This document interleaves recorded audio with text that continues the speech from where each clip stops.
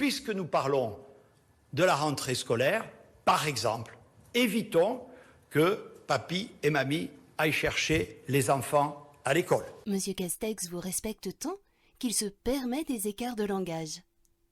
N'est-ce pas, Jeannot? Et Monsieur Macron vous aime tellement, a tellement envie de vous protéger, vous, les personnes âgées, que la première chose qu'il ait trouvé à faire dès le début de son quinquennat, c'est de trahir la confiance que vous aviez placée en lui. Au second tour de la présidentielle, Joëlle Le Gall a voté Emmanuel Macron sans hésiter. 15 mois plus tard, la retraitée est en colère. Elle est touchée de plein fouet par les mesures de l'exécutif. Joëlle interpelle le porte-parole du gouvernement sur le sujet qui lui tient à cœur, son pouvoir d'achat. Hausse de la CSG, baisse des pensions. Ça fait beaucoup. C'est la triste réalité que subissent les retraités aujourd'hui. On a travaillé toute une vie pour arriver à 71 ans, qu'on nous ponctionne de cette façon-là et se dire mais l'appartement que j'ai réussi à m'acheter, je vais devoir le vendre parce que je ne vais plus payer je vais plus pouvoir payer les charges. 8 retraités sur 10 avaient voté Emmanuel Macron à la présidentielle. Comme Joëlle, ils sont nombreux à se sentir trahis. Au-delà de sa politique, c'est le style du chef de l'État qui choque Françoise. Cette suffisance qu'il a, cette façon de se prendre pour l'être supérieur, alors ça ne me passe pas le nez de la gorge. Mais qu'en est-il de Monsieur Véran, notre neurologue national? Ment-il comme un arracheur de dents?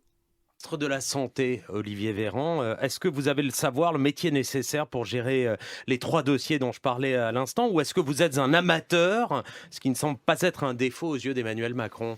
Je suis prêt à être ministre de la Santé et des Solidarités. Vous n'êtes pas un amateur. Je suis prêt depuis des années et je suis député, rapporteur général de la Commission. J'ai été rapporteur d'au moins 6 ou 7 lois, de plusieurs budgets de la sécurité sociale. Et je suis passionné par ces questions et je crois que la passion est importante. Une question, Olivier Véran, sur le coronavirus. Une réunion se tient aujourd'hui au ministère de la Santé pour vérifier que la France est bien prête si jamais l'épidémie de coronavirus se transformait en pandémie. Ce scénario pandémique, c'est une hypothèse de travail, c'est un risque crédible, c'est un risque imminent. Que diriez-vous? D'abord, je n'ai pas besoin de vérifier que la France soit prête. La France est prête. La France était prête, Monsieur Véran? Comment avez-vous pu mentir à ce point? Vous qui êtes si prompt aujourd'hui à vouloir protéger nos aînés, en nous culpabilisant, comme si nous étions pour elles des dangers potentiels, en nous obligeant à les abandonner, parce que nous ne pourrons plus les embrasser, nous ne pourrons plus les prendre dans nos bras, jusqu'à ce que vous ayez décidé du contraire. Vous allez jusqu'à culpabiliser les enfants par la voix de vos professeurs, qui n'hésitent pas à dire à certains de leurs élèves « Tu ne viendras pas te plaindre si tu fais mourir ta grand-mère ». Mais de quoi voulez-vous protéger nos aînés, Monsieur Véran, alors que vous n'avez même pas été capable de les protéger au moment où il le fallait? Pas de dépistage massif dans les EHPAD, pas de masques. Hôpitaux saturés, dites-vous? Alors comment se fait-il que vous n'ayez pas utilisé les lits vacants que vous proposaient les hôpitaux privés? Et le Rivotril, par voie injectable, Monsieur Véran, c'était aussi pour protéger nos aînés? Bonjour, docteur Adair. Bonjour, André Berkoff. On parle de cette histoire qu'on a vue comme ça, hein, dans les réseaux. On n'a pas tellement parlé de tout ça, mais je voudrais que vous me disiez exactement ce que c'est. Il paraîtrait que depuis le 29 mars en EHPAD, les médecins peuvent prescrire la spécialité Rivotril sous forme injectable aux patients atteints ou susceptibles d'être atteints du coronavirus. C'est-à-dire, ils peuvent la prescrire, alors il dit c'est accessible à tout médecin dans sa forme injectable, je dis bien dans sa forme injectable, ayant pour objectif la prise en charge palliative des patients confrontés à un état asphyxique et ne pouvant être admis en réanimation ou pour lesquels une décision de limitation de traitement actif a été prise. Traduisez, s'il vous plaît, M. Rader. Eh bien, c'est tout à fait exact. Il y a un décret qui porte le numéro 360 du 28 mars, qui est paru au JO du 29 mars, qui donc permet, d'ailleurs à ce titre, j'ai contacté un responsable de 3 EHPAD à 60 km au nord de Paris, et qui me l'a bien confirmé. Ce décret permet de délivrer du Rivotril. Je vous rappelle que le Rivotril est un anti-épileptique. donc qui va servir de sédation parce qu'il n'y a plus de place dans les hôpitaux, et donc il faut bien traiter le mal-être et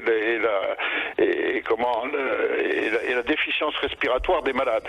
Donc en fait on les achève, quoi. Hein. Et des mensonges, il y en a tellement qu'ils sont comme les feuilles mortes. Ils se ramassent à la pelle. Salut Antoine. Salut Alice. Ça va? Et toi? Ça tombe bien que tu sois là. Ce serait pas mal qu'on se voit avant la réunion de 16h.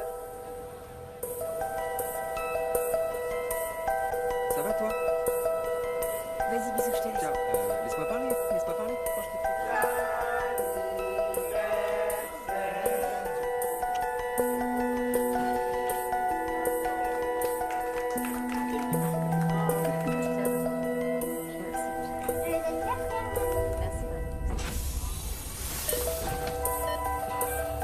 Elle désature. Je la mets à 100% d'oxygène.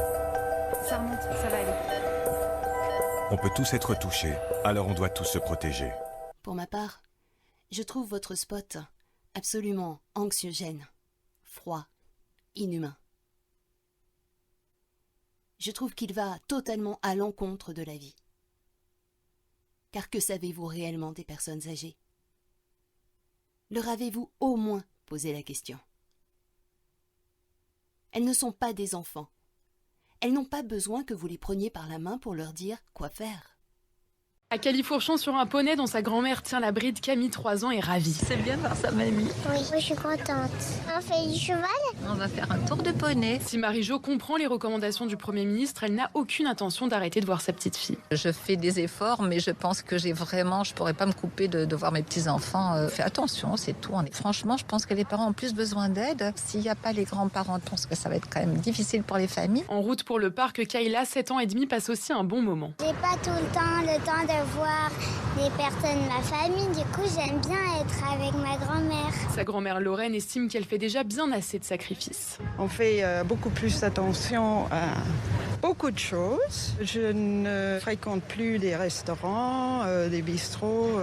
Je reste en famille. Je ne m'empêcherai pas du tout de voir mes petits-enfants. Êtes-vous certain, monsieur Véran, qu'en les éloignant de leur famille, qu'en déstructurant toutes les familles de France et de Navarre, vous nous protégerez de la maladie? Est-ce réellement de la maladie dont nous avons besoin de nous protéger? Personnellement, je n'en suis pas si sûre.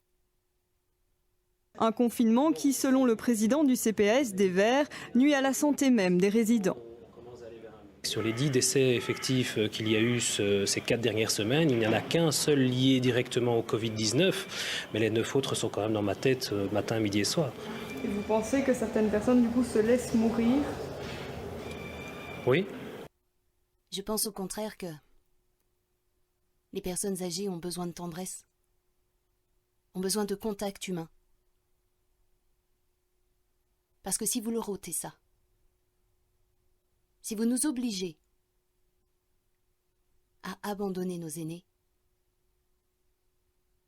ce sera comme pour le Rivotril, monsieur Véran. Vous serez responsable de bien d'autres morts. La dépression est la maladie des temps modernes et peut survenir à tout moment de la vie. Les seniors sont particulièrement exposés. C'est à l'entourage d'être vigilant à tout changement de comportement. Pour aider au bon rétablissement de cette maladie, il est souhaitable de se livrer à des activités diverses et entretenir une vie sociale active. Je pense que l'activité, c'est quelque chose qui doit pouvoir un petit peu cadrer le parcours des personnes qui vieillissent parce que ces activités vont les aider à entretenir leur vie non seulement émotionnelle mais cérébrale